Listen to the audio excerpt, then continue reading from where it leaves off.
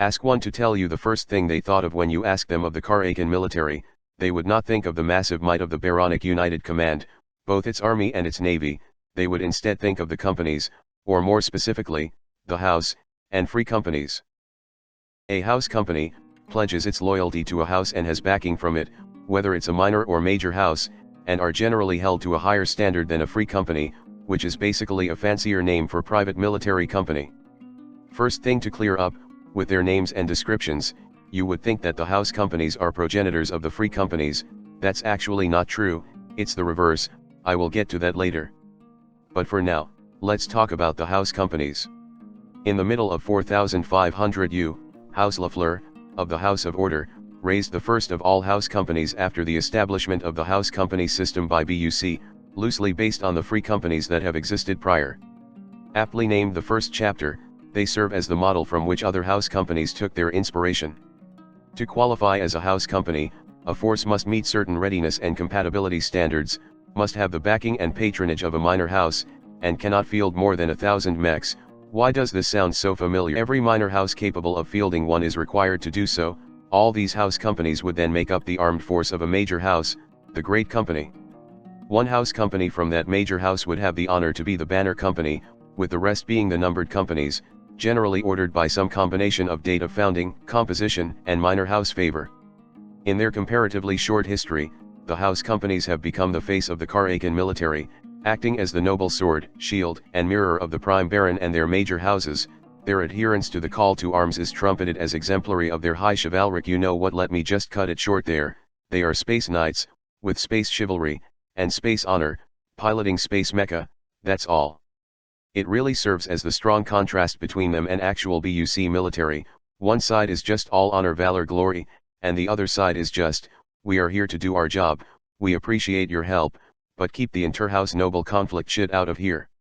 Most pilots in a house company are often of noble birth too, which does help since that means they are likely to have many years of simulated and real training with private tutors and veteran house pilots prior to matriculation. They are even expected to provide their own kit beyond the company's base fleet models and BUC readiness standards, which means a house company can often have a wide variety of force configurations and a flexibility that can be both exciting and frustrating to other commanders. Other company personnel, like line soldiers, atmospheric and stellar pilots, logistics personnel, engineers, and so on, are also usually noble youths, or rarely, promising ignoble cadets who will go on to crew chassis of their own in the same company. Ranks and force organizations differ between companies, but most pilots are of a general rank and usually addressed as Lord, a gender-neutral default in the baronies, unless a different rank-appropriate title is offered, like Stone Lord, of House of Stone, obviously. A house company's chief officer is typically a principes or count, who might also delegates the duty to a chosen steward, a non-inheriting offspring, a trusted noble retainer or champion, or similar. As they are primarily war-fighting organizations, house companies do not police territorial holdings of their houses, but they do participate in parades, act as honor guards, and perform other ceremonial or honorific roles.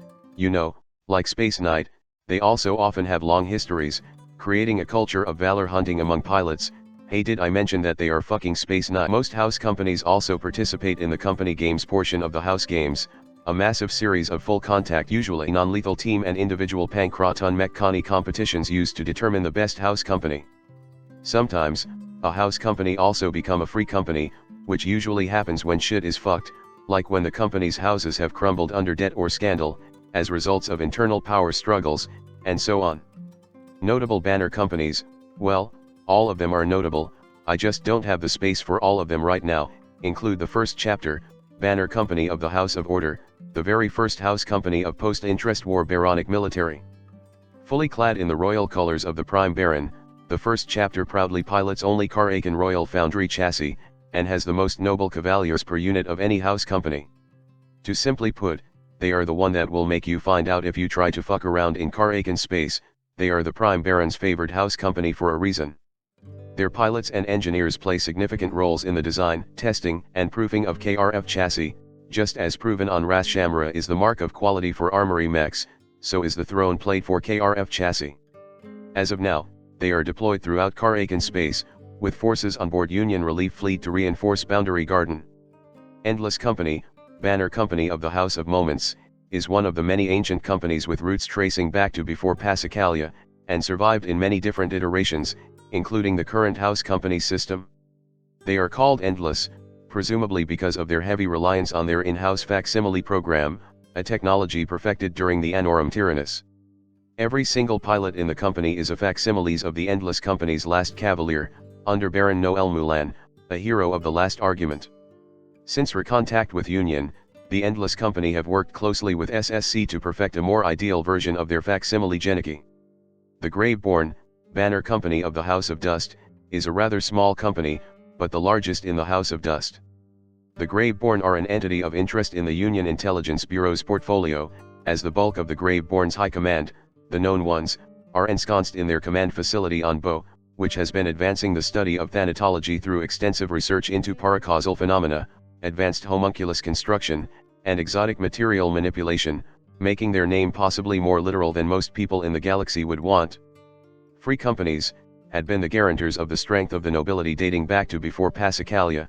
They are basically private military cohorts, acting as the agents of not only house interests, but also those of wealthy ignoble guilds, cartels, and other organizations.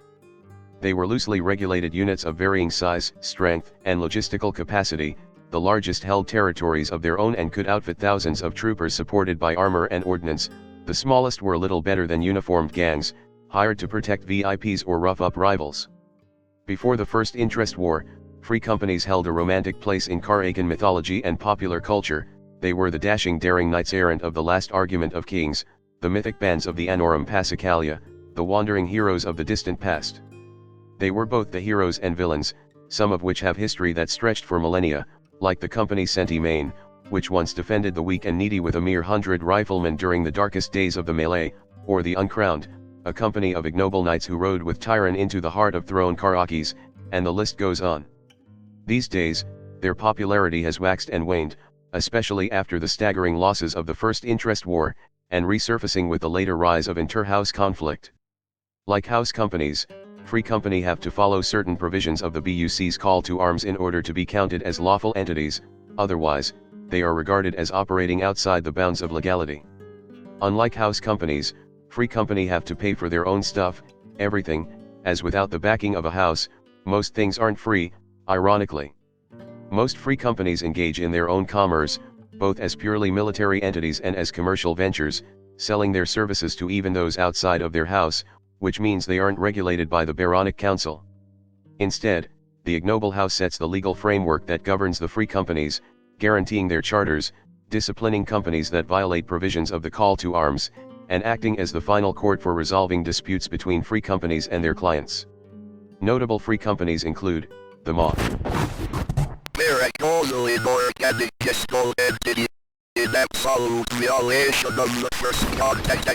Company Centimaine, are a semi-private free company employed on a standing basis by the Baronic Council as a deniable ops force for Baronic intelligence, often present in aggressive counter-ungrateful actions and post-engagement investigations. They are known for their use of limited directed greywash, and have a reputation for brutality in suppression actions. Chassis Errant, are widely known across the baronies as a heroes company, fan favorites at the house games. Their pilots are expected to bring home regional trophies to promote their company's honor, win sponsorship deals from mech suppliers, and generally keep in good standing in the public eye. The Chassis Errant are consummate sword fighters, brand ambassadors for SSC's Toledo Enclave, recruit heavily from Spar, and prize ability and sponsor appeal over nobility. The Blinkwalkers, are a cosmopolitan company funded and supplied by an unknown benefactor, piloting a small number of highly advanced high-license chassis, and spend most of their time logging missions that require blink space transmission.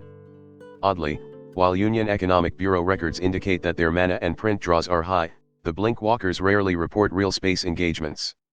The Union Intelligence Bureau assumes that could mean the Blinkwalkers are engaging in operations inside of the hang time between the essentially instantaneous transmissions from one blink gate to another.